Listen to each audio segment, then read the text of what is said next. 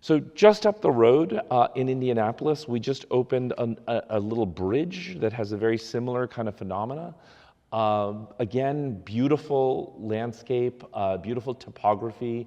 I've learned a lot from my landscape architecture friends about how to make sure that you center this in your thinking early on, just like you have this extraordinarily unique piece of topography here. This is a land of rivers.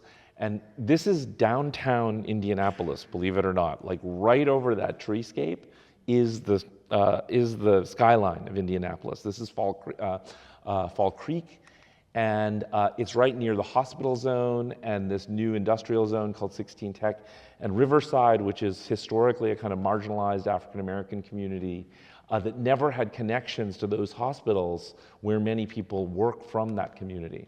And so, again, this was all during the pandemic. Zoom has turned out to be a great community engagement tool. We find that people come to Zoom meetings that don't necessarily go to community board meetings because it's not as much of a time commitment. It's easier. There's a Zoom polling function. We heard a lot from people about how they wanted this bridge to be more about people than cars. So we convinced Indianapolis DOT to have the bridge be only one lane in each direction so that we could separate the bike traffic from the walking and jogging traffic. It's a big trail city, Indianapolis, because of all these trees. And most importantly, we wanted to respect the landscape. And so we didn't want the bridge to be taller than the trees, and we wanted the structure of the bridge to respect the tree canopy and echo the tree canopy in terms of its branches. And so that was the initial diagram, and that just opened 2 months ago. So it's lit, it's out there. The opening was kind of glorious. You see the hospitals in the background. You see how it sits in the tree canopy. And people just sit and they use it and they celebrate. It's great.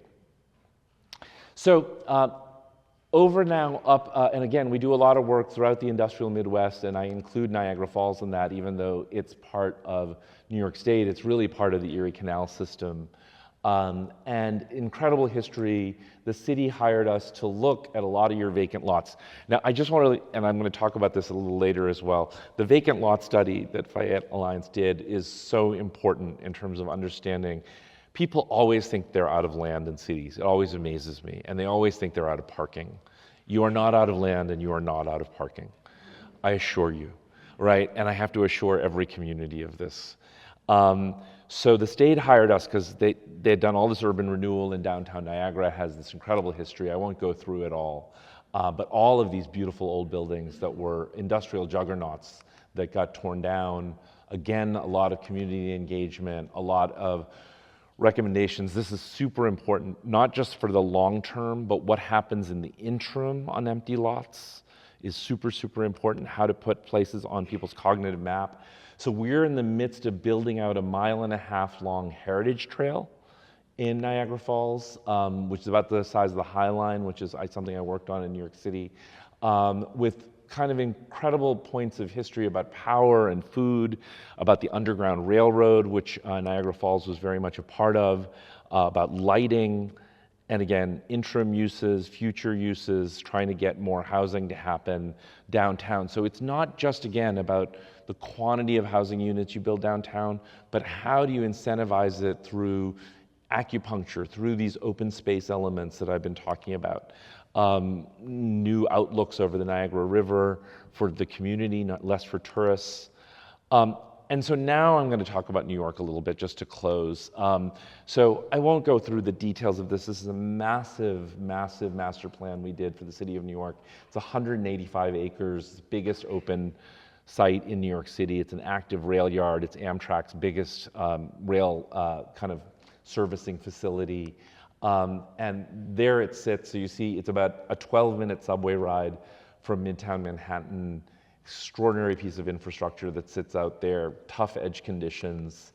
And we started this, and so this is another thing in terms of this kind of growth that we're talking about here tonight. I do not believe that urban growth is synonymous with towers. And in fact, we inherited a plan on this site that said, let's just build towers wherever we can between the rail tracks. And I worked with a structural engineer and said, no, we can build a tabletop and build mid-scale density on that tabletop and have a much more humane condition. And that is mid-scale density for New York.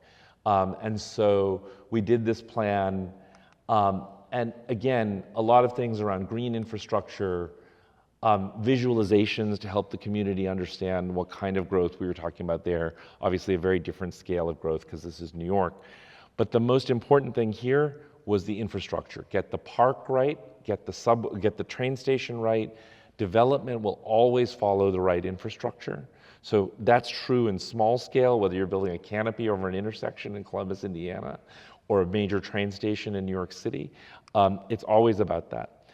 I wanted to also talk about adaptive reuse. You have a beautiful historic fabric here in Lexington. And we're living in a post-pandemic world in terms of what office space might be. This has been a super interesting project for us. This is one of our first built projects. This is on the Brooklyn waterfront. It's this old sugar refinery. At my former firm, we did the master plan and a glorious park designed by field operations. This is, again, a place that brings groups of people that heretofore had not interacted in Brooklyn together at this park. It's just absolutely glorious. And then we were given the assignment to put a creative office building in that sugar refinery, which is it's a landmark building. And it was built in 3 phases. None of the windows line up. We did this drawing. This is what the inside looked like in terms of sugar refining equipment.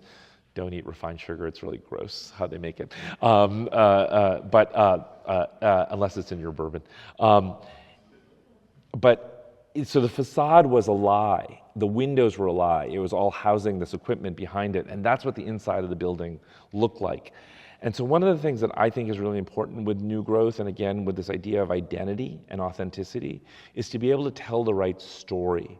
So we went to the Landmarks Commission with this photograph and said, basically, we want to do something different. We want to insert a new building inside of the old building. And kind of like the way you have this equipment with these steel tiebacks that hold up that brick facade, we proposed that new office building with a new set of steel tiebacks that hold up the brick facade. So it would snow and rain in that space. And that's how you deal with all the mismatched windows and so forth. And so that's what we went off and built. The round arch at the top comes from the fact that these old industrial buildings were built in the American round arch style. That's because they used to have fires all the time, so they finally got rid of the wood lintel to hold up the brick above it and put a brick arch in. We wanted to pay homage to that. It also was very structurally efficient. And so there it is out there today. That is not a rendering. And there's the space between the new building and the old building. Our landscape architect, Lisa Switkin, came up with this amazing idea to turn this into a vertical garden. So there are 23 pin oak trees growing in the gap between the new building and the old building. It's absolutely extraordinary. And talk about a different environment to bring workers to in a post-pandemic world. So this is really leasing. People love it. It's extraordinary to be in this space and kind of have this sense of nature, have these views of the city and the East River beyond, and then the history of the building in terms of that brick patina. It can't be in Shanghai or Mumbai or Dubai. It can only be where it is in Brooklyn. It's part of the story of the place.